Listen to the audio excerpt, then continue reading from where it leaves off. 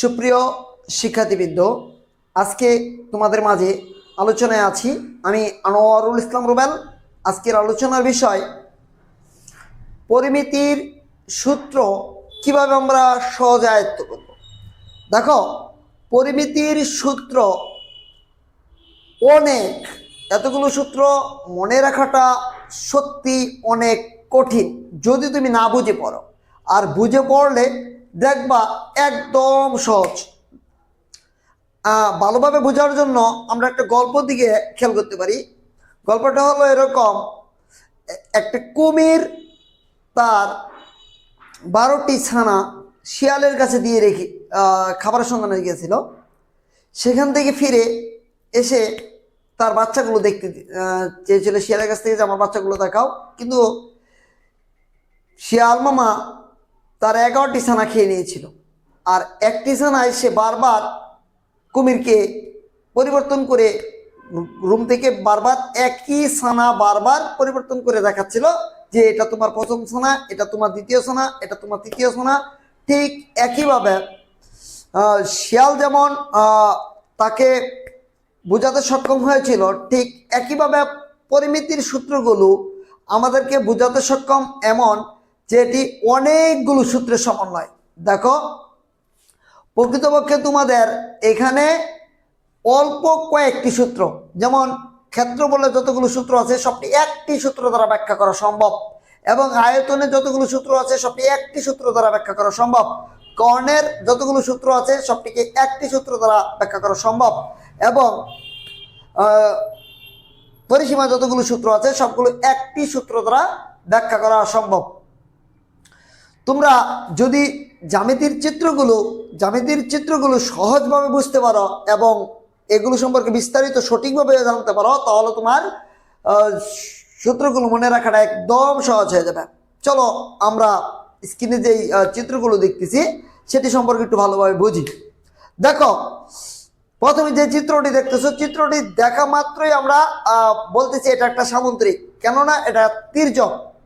সাথে 2 নম্বর চিত্রটা দিকে তাকাও, এটা দেখো, এটা দেখা মাত্র যে কেউ বলবে এটা একটা আয়তক্ষেত্র। এটাকে যদি কেউ বলি সামুদ্রিক, অনেকে এটা মানতে চাইবে না, বলবে না এটা তো সামুদ্রিক না, এটা আয়তক্ষেত্র। প্রকৃতপক্ষে আয়তক্ষেত্র এক ধরনের সামুদ্রিক। কেন, বোঝার জন্য চলো সামুদ্রিকের সংজ্ঞাটি স্ক্রিনে লক্ষ্য করি এবং আমার বয়স থেকে শোনো। যে চতুর্ভুজের বিপরীত বাহুগুলো সমান ও সমান্তরাল তাকে সামুদ্রিক বলে। দেখো, সংজ্ঞার মাঝে কোথাও কিন্তু বলা হয়নি এই চিত্রটি তির্যক হবে, কোথাও কিন্তু বলা হয়নি চিত্রটি তির্যক হবে বা সোজা হবে, কোথাও কোনো নির্দেশনা দেওয়া নাই। দেখো 2 নম্বর চিত্রটি, 1 নম্বর চিত্রটি দিয়ে খেয়াল করো। 1 নম্বর চিত্রটি দেখো, এই যে উপরে বাহু আর নিচের বাহু সমান্তরাল, সাইডে 2টা বাহু সমান্তরাল, ঠিক আছে। একইভাবে দ্বিতীয় চিত্রটির দিকে তাকাও। দ্বিতীয় চিত্রটি যেটা তোমরা আয়তক্ষেত্র নামে চিনো, সেটার দিকে দেখো, প্রথম উপরের আর নিচেরটি সমান্তরাল এবং সাইডে 2টা সমান্তরাল। দেখো তো, সামুদ্রিকের সংজ্ঞার মধ্যে যদি রাখো তাহলে এটা কি একটি সামুদ্রিক না? তদ্রূপ তুমি 3 নম্বর চিত্রটার দিকে তাকাও, এটা দেখে বলবে এটা বর্গ। প্রকৃতপক্ষে কিন্তু এটা একটা সামুদ্রিক এবং এটা একটা আয়তক্ষেত্র। যখন তুমি এমসিকিউ সলভ করবা তোমার এই তথ্যগুলো প্রয়োজন হবে। এরপরের চিত্রটা দিকে তাকাও, এটা হলো রম্বস। দেখো, রম্বস এক ধরনের সামুদ্রিক, কারণ দেখো উপরেরটা নিচেরটা এই 2টা হলো কি সমান্তরাল এবং সাইডে 2টা সমান্তরাল এবং সমান। তাই আমরা বলতে পারি রম্বস, আয়তক্ষেত্র, বর্গক্ষেত্র প্রত্যেকেই সামুদ্রিক। যদি প্রত্যেকে সামুদ্রিক হয় তাহলে প্রত্যেকের ক্ষেত্রফল নিচে একটাই হবে, ঠিক আছে। চলো আমরা সামুদ্রিকের ক্ষেত্রফল এটা কি এটা বুঝি। সামুদ্রিকের ক্ষেত্রফল ভূমি গুণ উচ্চতা। নিচেরটা ভূমি, আর ভূমির থেকে সমান্তরাল বাহুর যে 2টা দূরত্বটা, এই দূরত্বটাকে বলা হয় কি উচ্চতা। তাহলে সামুদ্রিকের ক্ষেত্রফলটি কি দাঁড়ালো? সামুদ্রিকের ক্ষেত্রফলটি দাঁড়ালো ভূমি গুণ উচ্চতা। তুমি নিশ্চয়ই এটা খুব ভালো বুঝতে পেরেছ। তাহলে দেখো, যদি আমরা আয়তক্ষেত্রের ক্ষেত্রফল চিন্তা করি, সেটাও তো এক ধরনের সামুদ্রিক, এটাও ভূমি গুণ উচ্চতা হবে, কিন্তু এখানে আয়তক্ষেত্রের বেলায় আয়তক্ষেত্রের সংখ্যাটার দিকে যদি আমরা তাকাই, যে সামন্তরিকের প্রত্যেকটি কোণ সমকোণ তাকে বলা আয়তক্ষেত্র। ঠিক আছে, আয়তক্ষেত্রের ক্ষেত্রে বলা হবে ভূমি গুণ উচ্চতা, কিন্তু এখানে ভূমিটা দৈর্ঘ্য নামে পরিচিত, উচ্চতাটা প্রস্থ নামে পরিচিত। যেমন এই দেখো, এটা আমার চুল, এটাই আমার ব্র, এটা কিন্তু একটা চুল, এটা আমার গোপ, এটাও চুল, এটা আমার দাড়ি, এটাও চুল, কিন্তু এখানে দাড়ি নামে পরিচিত। ঠিক একইভাবে ভূমিটা এখানে দৈর্ঘ্য নামে পরিচিত। নিশ্চয়ই তুমি বুঝতে পেরেছ। তার পরবর্তীতে খেয়াল করো, তাহলে আয়তক্ষেত্রের ক্ষেত্রফলটা আমরা কি পেলাম? ভূমি গুণ উচ্চতার পরিবর্তে দৈর্ঘ্য গুণ প্রস্থ। ঠিক একইভাবে তুমি চিন্তা করো বর্গক্ষেত্রের দিকে, বর্গক্ষেত্রের নিচেরটা ভূমি, উপরেরটা হলো কি প্রস্থ, যেটা ওইটা কিন্তু এখানে দুটোটাই একই। তাহলে ওইটা দৈর্ঘ্য গুণ দৈর্ঘ্য অর্থাৎ দৈর্ঘ্য স্কয়ার, অথবা বাহু গুণ বাহু বাহু স্কয়ার, অথবা যদি এ দিয়ে প্রকাশ করো এ দিয়ে, তাহলে এই গুণ এ মানে এ স্কয়ার। ঠিক আছে, তুমি নিশ্চয়ই বুঝতে পেরেছ।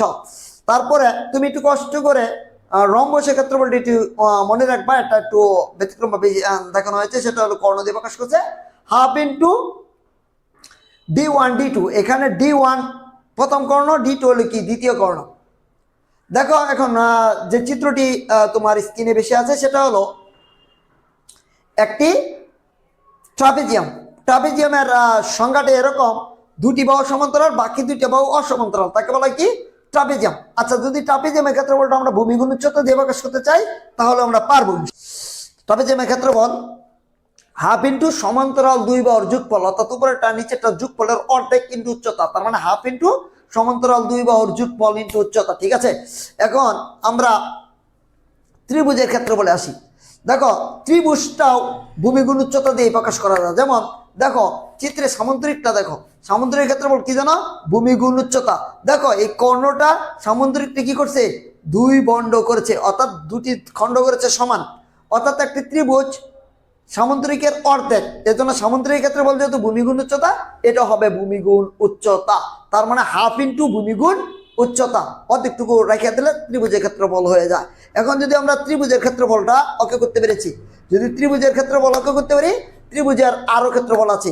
সেটা হলো যদি কোনো ত্রিভুজের দুইটা বাহু এবং কোণ দেওয়া থাকে, তাহলে এখানে হাফ ইন্টু যে দুইটা বাহু থাকবে এবি ইন্টু সাইন থিটা, অর্থাৎ হাফ এবি সাইন থিটা। নিশ্চয়ই তোমরা বুঝতে পেরেছ। তার পরবর্তীতে তুমি আসো সমকোণী ত্রিভুজ। সমকোণী ত্রিভুজের ক্ষেত্রফল যদি তুমি চিন্তা করো, তাহলে এটা হবে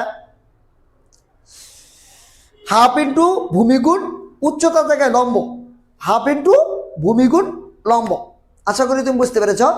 এরপরে আসো সমবাহু ত্রিভুজের ক্ষেত্রফল। সমবাহু ত্রিভুজের ক্ষেত্রফল এটা ওভাবে ব্যাখ্যা করা যায়, ওভাবে ব্যাখ্যা করলে একটু সময় লাগবে, এই জন্য একটু মনে রাখার জন্য আমি সুবিধাতে বলি, যেহেতু তিনটা বাহু সমান, তাহলে √3 বাই, যেহেতু এটা আমরা বর্গের ক্ষেত্রফল তুলনা করবো, তাহলে √3/4 স্কয়ার। স্কয়ার হলো বর্গের ক্ষেত্রফল, √3/4 স্কয়ার, একটু মনে রাখবা। আর দেখো বিষমবাহু ত্রিভুজ, বিষমবাহু ত্রিভুজের ক্ষেত্রফল √/√/s into s minus a s minus b s minus c, এবং by 4 √/4a square minus b square, pi r square.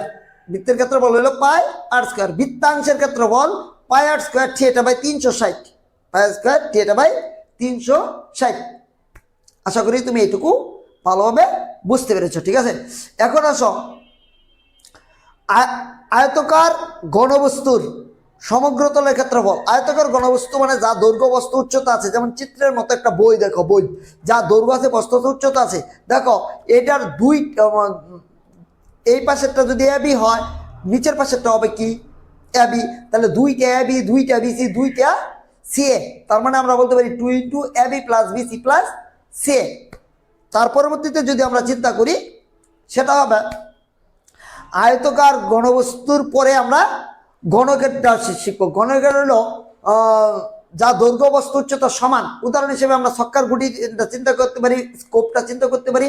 এখানে খেয়াল করে দেখো, এটা 6টা পৃষ্ঠা আছে। কয়টা পৃষ্ঠা আছে? 6টা, প্রত্যেকটা পৃষ্ঠায় বর্গ, তার মানে সমগ্রতলের ক্ষেত্রে বলবো 6a স্কয়ার, 6a স্কয়ার। ঘনকের সমগ্রতলের ক্ষেত্রফল 6a স্কয়ার। তার পরবর্তীতে আসো, এখানে যে চিত্রটা দেখতেছো সেটা হলো একটা সিলিন্ডার, ব্যালন বা চুঙ্গা বা পাইপ, এটার ক্ষেত্রফল হবে তিন জাতের। একটা হলো ভূমির ক্ষেত্রফল, এটা যেইখানে রাখবা সেখানে একটা বৃত্তের মতো জায়গা দখল করবে, এই জন্য আর ভূমির ক্ষেত্রফল হলো বৃত্তের ক্ষেত্রফল পাই আর স্কোয়ার, ঠিক আছে। আর বক্রতলের ক্ষেত্রফল হলো, দেখো এটা পরিধিটা যদি এমনি কেটে সামনে রেখে দাও এভাবে, তাহলে এটা কি হয়ে যাবে কাউ, এটা হয়ে যাবে 2 পাই আর, আর উচ্চতা এইচ, তার মানে 2 পাই আর এইচ, এটা হলো বক্রতলের ক্ষেত্রফল। 2 পাই আর এইচ বক্রতলের ক্ষেত্রফল, সিলিন্ডারের বক্রতলের ক্ষেত্রফল। আর সিলিন্ডারের সমগ্রতলের ক্ষেত্রফল, দেখো সমগ্র মানে সবটি তল, দেখো উপরে একটা বৃত্ত আছে, নিচে একটা বৃত্ত আছে, একটা বক্রতল আছে, তার মানে এনো মোট 3টা তল আছে। পাই আর স্কোয়ার 2 পাই আর এইচ, এই তিনটার একসাথে করলে তোমার পাই স্কোয়ার 2 পাই স্কোয়ার প্লাস 2 পাই আর, এটা যোগ করলে কমন নিয়ে লেখা হবে কি 2 পাই আর ইন্টু আর প্লাস এইচ। আশা করি তুমি এটা বুঝতে পেরেছ। যদি আমরা কুণকের ক্ষেত্রফল চিন্তা করি, কুণকের ক্ষেত্রফল হলো কি, কুণকের ক্ষেত্রফল ঠিক ভূমির ক্ষেত্রফল চিন্তা করো, তাহলে এটা বৃত্তের ক্ষেত্রফল, বৃত্তের ক্ষেত্রফল হবে অর্থাৎ পাই আর স্কোয়ার, আর ক্ষেত্রফলটা হবে পাই আর ইন্টু আর প্লাস এল। আশা করি এটাও তুমি ভালো করে বুঝতে পেরেছ। আর গোলকের সমগ্রতলের ক্ষেত্রফল হবে 4 পাই আর স্কোয়ার, এই গেল ক্ষেত্রফল। এখন যদি আমরা আয়তন চিন্তা করি, আয়তনের সূত্রটা তোমাদের 5টা সূত্র শিখতে চলবে, তুমি আঙ্গুল ধরে ধরে শিখে নাও। প্রথমটা হলো আয়তকার ঘনবস্তু, পরটা হলো ঘনক, পরটা হলো সিলিন্ডার বা ব্যালন, পরটা কুণক, পরেরটা হইলো গোলক। ঘনকের আয়তকার ঘনবস্তুর আয়তন বলি, তাহলে আয়তন মানে দৈর্ঘ্য গুণ বস্তু গুণ উচ্চতা, মনে রাখবা দৈর্ঘ্য গুণ বস্তু গুণ উচ্চতা। ঠিক, দৈর্ঘ্য যদি এ হয়, প্রস্থ যদি বি হয়, উচ্চতা যদি সি হয়, তাহলে এ বি সি, আয়তন হবে এ বি সি। আর ঘনকের আয়তন হবে তিনটা সমান হবে, দৈর্ঘ্য গুণ প্রস্থ গুণ উচ্চতা, তাহলে তিনটা যদি এ হয় তাহলে এ গুণ এ মানে এ কিউব। আশা করি এটা তুমি বুঝতে পেরেছ। তাহলে ঘনকের আয়তন হলো এ কিউব। আর সিলিন্ডার আয়তন, দেখো সিলিন্ডারের দৈর্ঘ্য বস্তু খুঁজে পাচ্ছি না, এজন্য ক্ষেত্রফল ইন্টু উচ্চতা, ক্ষেত্রফলটা হলো ভূমির ক্ষেত্রফল, ভূমির ক্ষেত্রফল কি পাই আর স্কোয়ার। সিলিন্ডার আয়তন হবে পাই আর স্কোয়ার এইচ, পাই আর স্কোয়ার এইচ। কুণকের আয়তন হবে এই একটা সিলিন্ডারের আয়তনের 3/1 তার মানে 1/3 পাই আর স্কোয়ার এইচ, পাই আর স্কোয়ার এইচ। সিলিন্ডারের আয়তন হবে পাই আর স্কোয়ার এইচ, আর কুণকের আয়তন হবে পাই আর স্কোয়ার 1/3 পাই আর স্কোয়ার এইচ। আশা করি এটাও তুমি বুঝতে পেরেছ। আর গোলকের আয়তন হবে একটি গোলক 4টা কুণকের আয়তনের সমান, তার মানে একের জায়গায় 4 দাও, 4/3 পাই আর স্কোয়ারের জায়গায় কিউব দাও, অর্থাৎ 4/3 পাই আর কিউব। একটা হলো আয়তক্ষেত্র, বর্গক্ষেত্র, আয়তকার ঘনবস্তু, গণক। কর্ণ মানে রুট ওভার, যেহেতু আয়তক্ষেত্রের 2টা বিষয় আছে, দৈর্ঘ্য আর প্রস্থ আছে, তাহলে রুট ওভার দৈর্ঘ্য স্কোয়ার প্লাস প্রস্থ স্কোয়ার, অথবা root over A square plus B square. আর আয়তকার ঘনবস্তুর কর্ণ হবে root over A square plus B square plus C square, যেহেতু এখানে উচ্চতা আছে। তারপরে হবে √2a, বর্গের কর্ণ হবে √2a। আর ঘনকের কর্ণ হবে, যেহেতু 3টা জিনিস সমান, দৈর্ঘ্য বস্তু উচ্চতা 3টা জিনিস সমান, 3টা অর্থাৎ দৈর্ঘ্য প্রস্থ উচ্চতা 3টাই একই, এই জন্য হবে √3a। একটা মনে রাখবা, ঘনকের পৃষ্ঠের কর্ণ করলে কিন্তু এটা বর্গের কর্ণ √2 হবে। কর্ণ শেষ, এখনো সব পরিসীমা। সামুদ্রিক আয়তক্ষেত্র সামুদ্রিকের কর্ণ হলো পরিসীমা হলো 2 × a + b, 2 × a + b। আর বর্গ এবং রম্বসের পরিসীমা হলো 4a, বর্গ আর রম্বসের পরিসীমা হলো 4a। আর সমবাহু ত্রিভুজের পরিসীমা হলো 3a, সমদ্বিবাহু ত্রিভুজের পরিসীমা হলো 2a + b, বিষমবাহু ত্রিভুজের পরিসীমা হলো কি a + b + c। আশা করি তুমি সবগুলো সূত্রই ভালো করে ধরতে পেরেছ। বৃত্তের ক্ষেত্রে যদি তুমি চিন্তা করো, বৃত্তের কেন্দ্র থেকে পরিধি পর্যন্ত দূরত্বকে ব্যাসার্ধ বলে। বৃত্তের বৃহত্তম জাড়া হলো কি ব্যাস, একটা ব্যাস হলো 2টা ব্যাসার্ধের সমান, অর্থাৎ বৃত্তের ব্যাসার্ধ আর হলে ব্যাস হবে 2r, পরিধি হবে 2 পাই আর। আর বৃত্তের ক্ষেত্রফল হলো পাই আর স্কোয়ার, বৃত্তাংশের ক্ষেত্রফল হলো বৃত্তের ক্ষেত্রফলকে থিয়েটা বাই 360 দ্বারা ভাগ করবা, ঠিক আছে।